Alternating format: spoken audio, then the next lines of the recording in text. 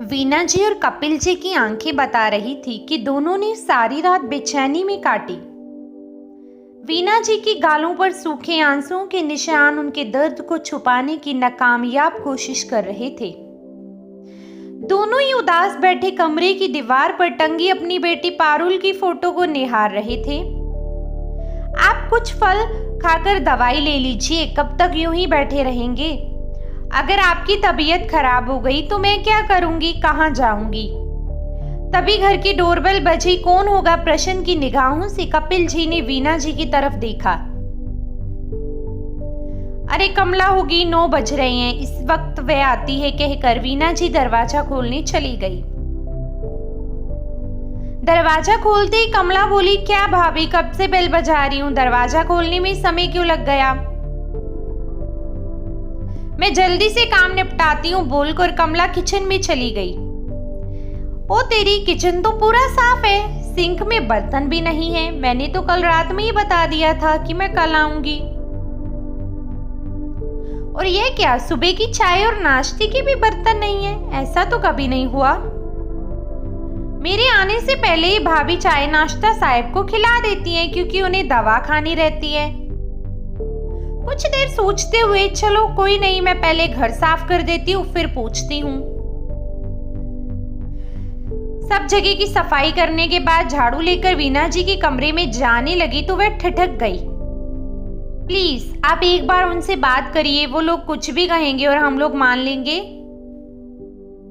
अपनी बेटी पर भरोसा कीजिए, आप भी जानते हैं कि वो लोग कितने लालची हैं, पैसे ऐंठने की उनकी कोई नई चाल होगी। वीना जी कपिल जी को समझा रही थी, जानता हूं, सब समझता हूं, लेकिन तुम ही बताओ हम लोग क्या कर सकते हैं? हम लोगों ने सब देख समझ कर ही शादी की थी, अब उसकी किस्मत ही खराब निकली तो हम लोग क्या कर सकते हैं?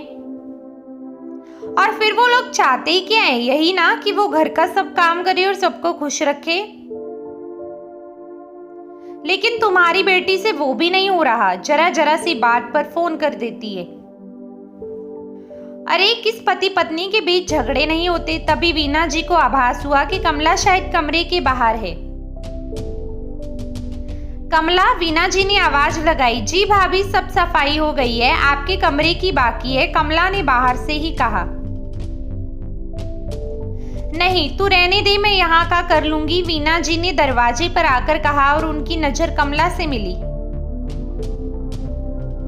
उसकी आंखें नम थी, उन्हें बहुत आश्चर्य हुआ।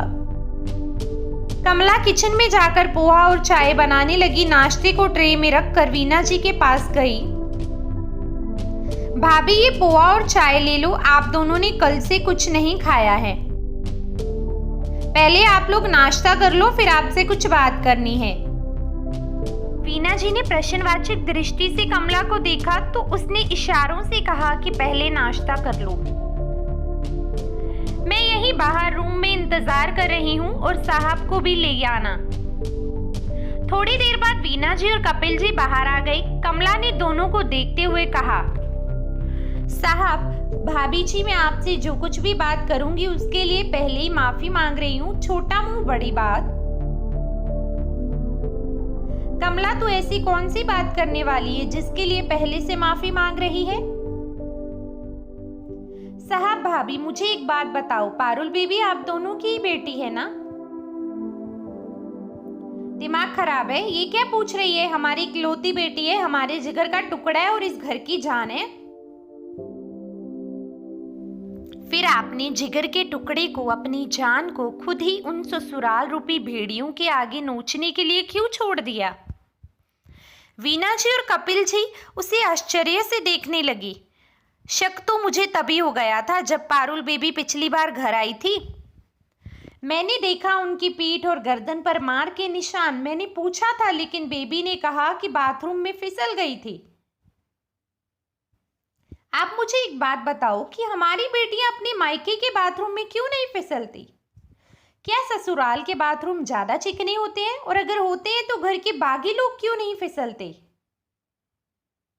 आपकी बेटी आपके पास 25 साल तक थी तो क्या तब आपको किसी ने कहा कि आपकी बेटी बदतमीज, कामचोर, संस्कारहीन है, नहीं ना? फिर शादी के बाद अचानक आपकी बेटी में सभी बुराइयां कहाँ से आ गई और कैसे? कभी सोचा आपने? कमला की बातों को सुनकर वीना जी और कपिल जी की आंखें नम हो। कमला की बात अभी चालू थी।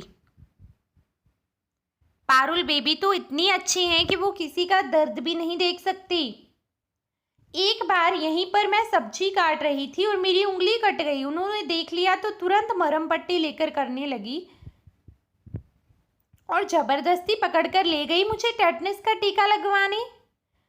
कोई भी हो, वो सबकी मदद करती थी। आज वो अपनी ही जन्मदाता से मदद की आस लगाए बैठी और आप कह रहे हैं कि उसकी किस्मत का दोष है। साहब, बेबी चाहती तो अपनी मर्जी से शादी कर सकती थी, लेकिन उन्होंने आप पर विश्वास किया, आपके फैसले पर भरोसा किया कि मम्मी पापा उसके लिए हमेशा की तरह बेस्ट करेंगे। लेकिन फिर थोड़ा रुककर भाभी, आपको किसका डर है? इस समाज के ठेकेदारों का? अगर बेबी को कुछ हो गया तो यही समाज आपको जीने नहीं देगा कि जानते हुए भी अपनी बेटी को नरक में मरने के लिए छोड़ दिया। कोई आपकी मदद के लिए नहीं आएगा और आपकी झोली खाली रह जाएगी। आज जब आप अपनी बेटी के दुख और तकलीफ को नहीं समझ रहे तो उन भेड़ियों से क्या उम्मीद कर रहे हैं? देर मत करो साहब। भाभी, पारुल बेबी की मदद करो, उसको वो जंगली जानवर मार कर नोच नोच कर खा जाएंगे। उससे पहले उसकी मदद करो, बचा लो, वरना बेटी की लाश का बोझ ना आपको जीने देगा और ना मरने। आखिरी वाक्य कहते कहते कमला रोने लगी। साहब, आज आप लोग जो गलती कर रहे हो वो मैं भी कर चुकी हूँ। जला दिया उन भेड़ियों ने मेरी फूल सी बच्ची को। वो माई बचा लो की गुहार लगाती रही, लेकिन मैंने उसकी मदद नहीं की। हम लोग भी अजीब है, जब तक बेटियां हमारे पास होती हैं उन्हें पूरी दुनिया से बचा कर रखते हैं।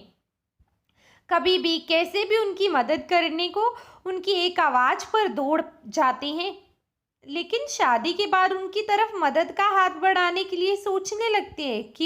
क्यों साहब? कमला तेरी बेटी? वीना जी ने आश्चर्य से कहा। हाँ भाभी, मैं कमला जो काम करते करते बड़बड़ करती रहती, हर छोटी सी बात पर हंस देती, सीने में तूफान को कैद कर रखा है। मैं अपनी बेटी की मदद नहीं कर पाई, आप वो गलती मत करो।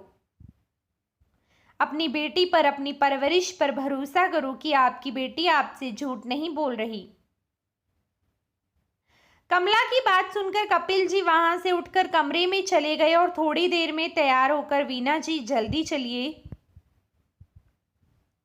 हमें अपनी बेटी की मदद करने जाना है। आज पारुल को उन जानवरों से मुक्ति दिलाकर अपने पास ले आऊंगा। फिर कमला की तरफ मुड़कर बोले, कमला तुम्हारा बहुत बहुत धन्यवाद हमारा फर्ज याद दिलाने के लिए और जिंदगी की सबसे बड़ी भूल को सुधारने के लिए। आज तुमने हमारी बहुत मदद की।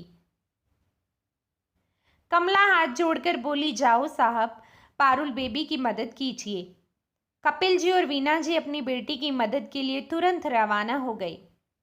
दोस्तों, इस वीडियो को लेकर आपकी क्या राय है नीचे कमेंट करके ज़रूर बताइएगा। और अगर आपको यह वीडियो अच्छा लगे तो इस वीडियो को लाइक करिएगा, शेयर करिएगा और ज़्यादा से ज़्यादा लोगों को इस वीडियो तक पहुंचाइएगा। धन्यवाद।